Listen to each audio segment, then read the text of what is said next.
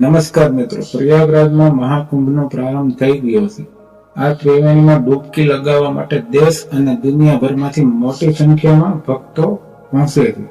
આ સિલસિલો હવે સતત ને સતત ચાલુ રહે છે. દર 12 વર્ષે યોજાતો કુંભ મેળો હરિદ્વારમાં ગંગા કિનારે, નાસિકમાં ગોદાવરી, ઉજ્જૈનના શિપ્રા અને પ્રયાગરાજમાં ત્રિવેણીમાં યોજાય છે. અત્યારે પ્રયાગરાજમાં યોજાયેલો આ વખતનું મહાકુંભને ખાસ માનવામાં આવી રહ્યું. ત્યારે આમાં તમને જણાવી દઈશું કે ઇન્ટરનેશનલ મીડિયામાં આની કઈ રીતની ચર્ચાઓ છે.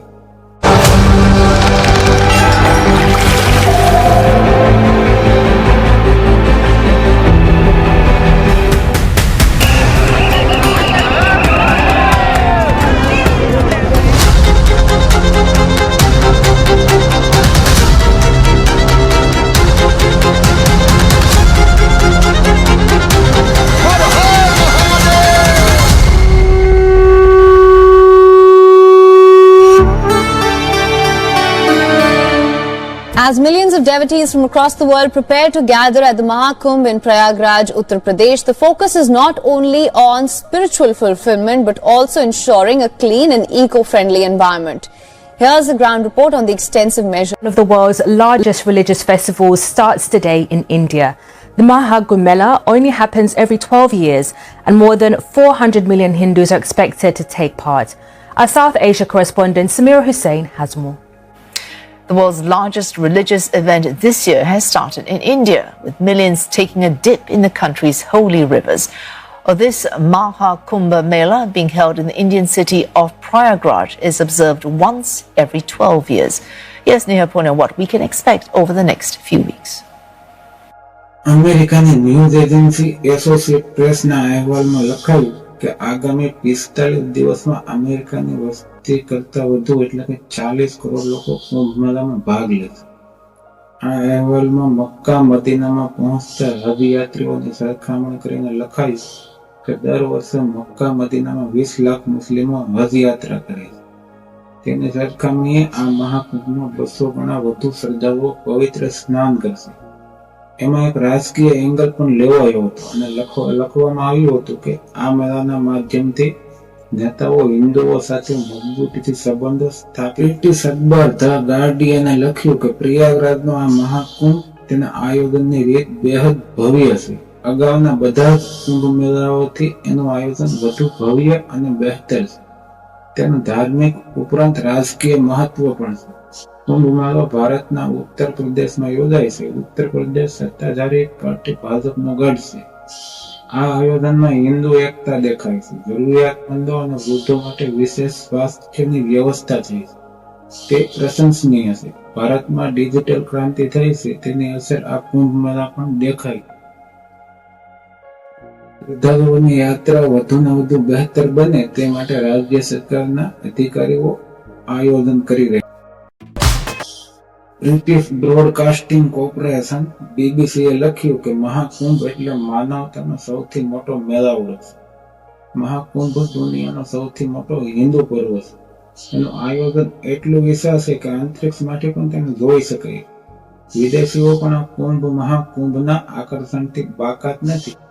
આર્જેન્ટિનાથી, અમેરિકા, બ્રિટન, ફ્રાન્સ જેવા કેટલાય દેશોથી લોકો અહીં જોવા મળે છે. 45 દિવસમાં 40 કરોડ લોકો મહાકુંભમાં આવશે એ જ મોટી વાત છે.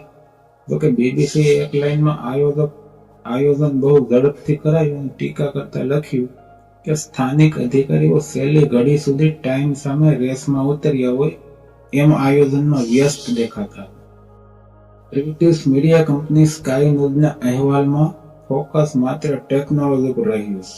સ્કાય ન્યૂઝે આશ્ચર્ય વ્યક્ત કર્યું હતું કે આવડા વિશાળ આયોજનમાં ફેસ રેકગ્નાઇઝેશન ટેકનોલોજીનો ઉપયોગ થઈ રહ્યો છે. એ જોવા જેવો છે. એક રીતે એ કેસ સ્ટડી છે. તેનાથી લોકોની સુરક્ષા વધુ બહેતર બનશે. કોઈ ખોવાઈ જાય તો તેને શોધવામાં પણ સરળતા રહે છે. ગંગાના પાણીને સ્વચ્છ રાખવા માટે જે ટેકનોલોજીનો ઉપયોગ થયો છે તે બાબતે પણ અહેવાલમાં કહેવાયું હતું. તે સિવાય લોકોની હેલ્થ માટે જે વ્યવસ્થા થઈ છે તેનો ઉલ્લેખ પણ કરાયો. સ્કાય ન્યૂઝના અહેવાલમાં મહાકુંભની તૈયારીનો ઝીણવટભર્યો ચિતાર પણ આપવામાં આવ્યો.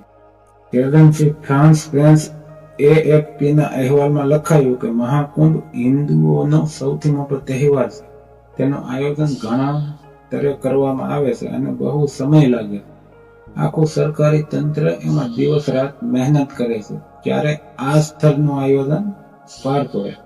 આ અહેવાલમાં એક નિરીક્ષણ રજૂ થયું હતું કે તાપમાન 15 ડિગ્રીથી નીચે પહોંચી જાય છે અને કાતિલ ઠંડીનું મોજું ફરી વળે છે, છતાં લોકોનો સ્નાન કરવાનો ઉત્સાહ જોવા જેવો છે. ન્યૂઝ એજન્સી રાઇટર્સના અહેવાલમાં મહાકુંભને ધર્મ, આધ્યાત્મિક અને પ્રવાસનો અદ્ભુત સંગમ ગણવામાં આવ્યું હતું. રિપોર્ટમાં લખાયું કે કરોડો લોકો ગંગામાં પોતાનો પાપ ધોવા માટે ડૂબકી લગાવશે. આ પ્રકારનો ઉત્સાહ અને ઉમંગ બીજે ક્યાંય દુર્લભ છે. સૌથી વધુ વસ્તી હોય એવા દેશ માટે ભીડને કાબૂમાં કરવાનું કામ આસાન નથી હોતું, છતાં આ આયોજન બેનમૂન છે. એનો કોઈ જવાબ જ નથી. તેમાં ભીડ બેકાબુ બને તેવું જોખમ મંડરાતું રહે છે. તેમ છતાં લોકોનો વિશ્વાસ અખૂટ છે.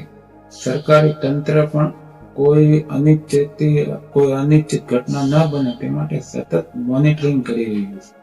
રેડિયો ફ્રાન્સ ઇન્ટરનેશનલે કહ્યું કે મહાકુંભ માટે ભારતીયો માટે જ નહીં, વિદેશી નાગરિકો માટે પણ ખૂબ મહત્વ ધરાવે છે. આંતરરાષ્ટ્રીય એકતા માટે મહાકુંભનું આયોજન જોવા જેવું છે. ધાર્મિક અભ્યાસ અને આધ્યાત્મિક અભ્યાસ માટે આ મહાકુંભ અદ્વિતીય છે. લોકોની પોતાની અંદર રહેલી સત્યને પામવા માટે આ મહાકુંભ મદદ કરે છે. રેડિયો ફ્રાન્સે અખાડાઓની કામગીરી વિશે પણ ઘણી રોચક બાબતો જણાવી છે.